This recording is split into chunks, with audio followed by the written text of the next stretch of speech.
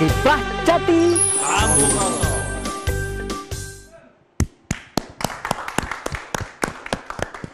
Terima kasih para penonton Dama TV yang selalu damai di hati. Anda masih setia di depan Kiprah Jati ini. Dan sekali lagi kami sangat memperhatikan SMS atau telepon-telepon langsung, dan semuanya kita rumusi menjadi judul yang kita anggap penting untuk kita kembalikan kepada masyarakat kembali. Dan selanjutnya tadi itu kelihatannya sudah ditarik sedemikian rupa. Ternyata secara tidak langsung kita sebagai bangsa ini sudah dimakan oleh bangsa yang lain. Lah ini letaknya di mana, ini kita uraikan terus. Bagaimanapun negeri ini adalah negeri kita yang tercinta.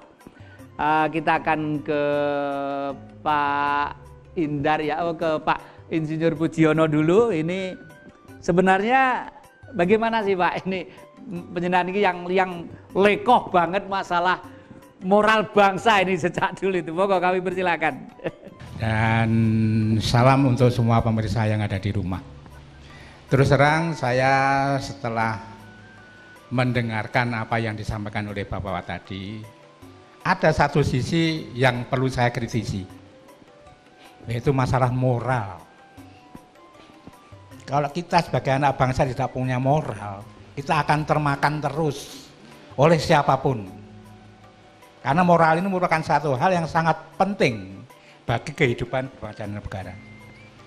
Dan masalah moral ini awalnya sudah diawali dengan adanya membangun masalah kebangsaan yang diawali oleh Kebangkitan Nasional, diteruskan dengan Sumpah Pemuda dan proklamasi.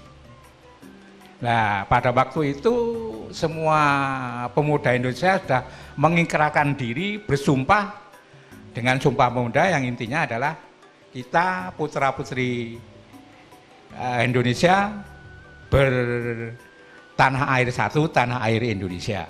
Kita putra-putri Indonesia berbangsa satu, bangsa Indonesia.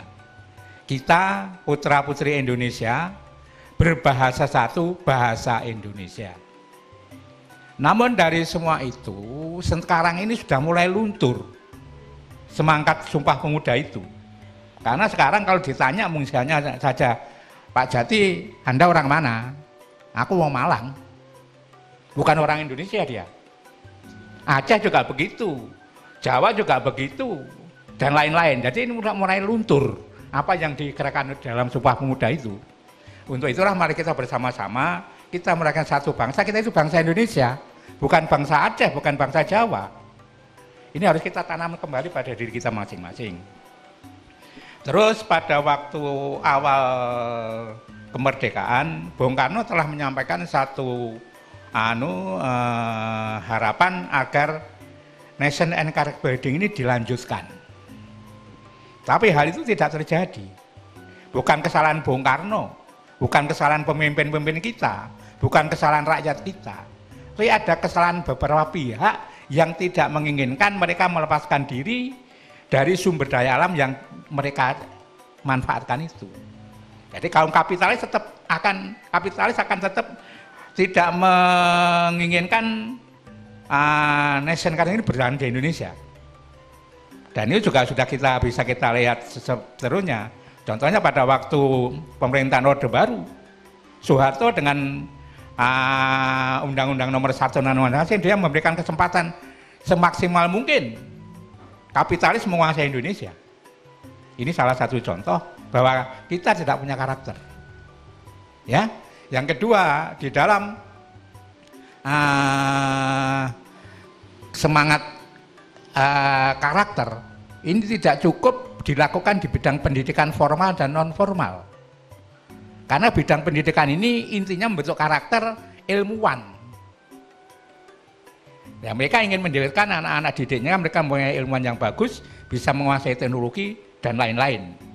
Tapi masalah budaya dan moral tidak bisa berangkat dari ini. Mereka harus merangkul juga daripada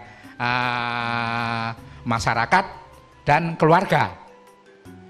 Kalau ketiga ini bisa bersatu, insya Allah karakter moral kita bisa kita bangun kembali.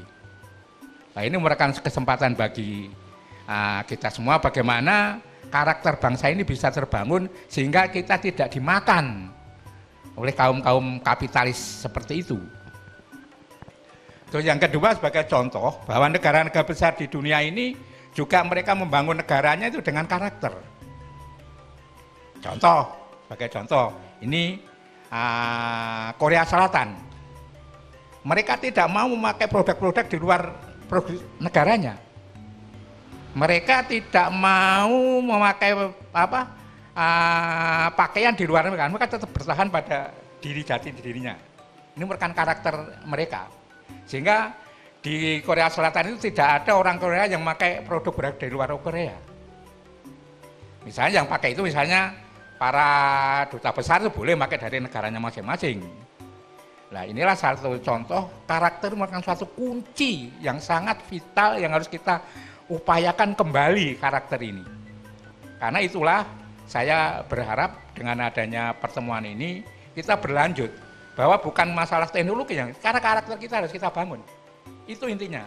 Selama kita tidak punya karakter, kita tidak akan bisa menguasai apa yang kita miliki. Indonesia adalah negara roh jinawi, sudah pangan dan sebagainya. Tapi karena itu tidak kita kuasai dengan moral yang baik, akhirnya diberikan pada orang lain.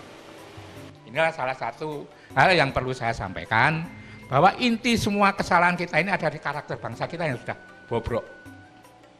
Diakui ataupun tidak diakui, itu kenyataannya seperti itu. Ya, bukan berarti saya menganukan bangsa sendiri, bukan Pak, tapi memang seperti itu. Sebagai contoh Pak, saya mulai muda dulu menjadi keluarga kepanduan bangsa Indonesia, KBI, yang serangan rekannya merah putih. Yang sangarnya merah putih, sehingga mulai kecil di daerah saya ini ada merah putih, tidak akan kemana-mana. Itu karakter yang dibangun.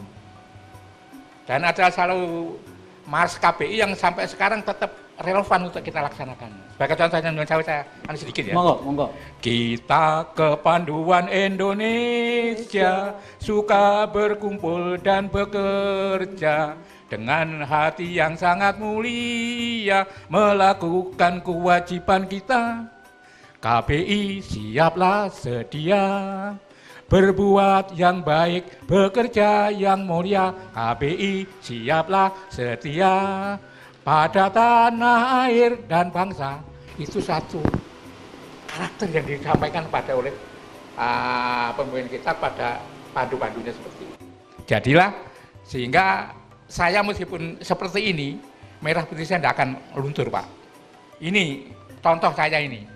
Umur saya sudah 75 tahun, tapi setiap saat saya bertemu dengan teman-teman saya tetap mengingatkan, Mars KBI harus tetap Anda pegang.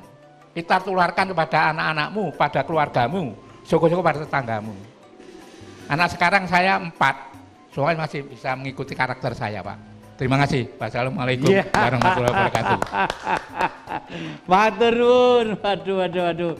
Memang pemuda-pemuda zaman dulu itu tergembleng sedemikian rupa sampai lagunya pun menggetarkan darah-darah dan daging-daging kita. Kelihatannya sederhana tapi ternyata penting. Memang betul tidak ada suatu negara yang bisa bangkit dengan perkasa kalau tidak memiliki karakter. Lah niki Indarwanto, ini bicara tentang moral dan karakter. Negeri kita itu kan sekarang televisinya banyak, radionya banyak, surat kabarnya banyak, dan setiap hari itu siar terus tentang waduh corak ragam pokoknya semua apik tok. Tetapi kenapa kok masih terasa di dalam tubuh kita karakter kita itu semakin merosot. Monggo kami persilakan Ki. Terima kasih Rahayu. Kita bicara moral padahal media televisi, media cetak, bahkan media elektronik yang tercanggih, gadget kita ini udah mau sistem moral seperti apa, itu ada di sana. Pertanyaan mendasar kenapa makin merosot gitu. Ini sebenarnya akar masalahnya itu kalau boleh dibilang hanya satu. Karena kita ini tidak pernah kalau kita disebut ekstrim ini, tidak pernah yakin bahwa Tuhan itu ada selalu bersama kita. Ini kekurangan kita yang paling mendasar. Karena tidak meyakini Tuhan itu selalu menyertai kita, maka kita seenaknya sendiri. Mangan, ya, walaupun tidak ditanyakan, itu bukan sekedar makan dari tangan ke mulut, bukan sekedar mengumpulkan harta, tapi mangan itu adalah simbol. Ya, saya menggagas di atasnya filsafat namanya hikmatologi. Nanti kita akan bicaranya ke sana terus ini nanti ya. Jadi kalau dalam perspektif hikmatologi, bahwa orang yang bertuhan itulah yang punya, oleh Ki Pujiono tadi disebut punya karakter, yang berbudaya, yang cinta tanah air tadi, yang punya IQ selalu ke depan. Itu hanya satu, yaitu orang yang selalu merasa dirinya diikuti oleh Tuhan, beserta Tuhan, bersama Tuhan. Kalau tidak, maka betapapun upaya yang dilakukan oleh anak manusia untuk menggugah semangat nasionalis, semangat heroik, tidak pernah akan tercapai. Apalagi Ki Jati yang menyampaikan pesan di media massa itu bukan berasal dari nuraninya. Karena apa? Dia hanya berdasarkan pada pesan pasar. Kita termasuk orang yang salah gitu loh. Itu karena salah makanya kita ngomong seperti ini. Salah kita di mana? Salah kita itu ya, tidak memerankan Tuhan pada kehidupan kita sehari-hari. Ini kesalahan kita yang pokok. Kiprah Jati.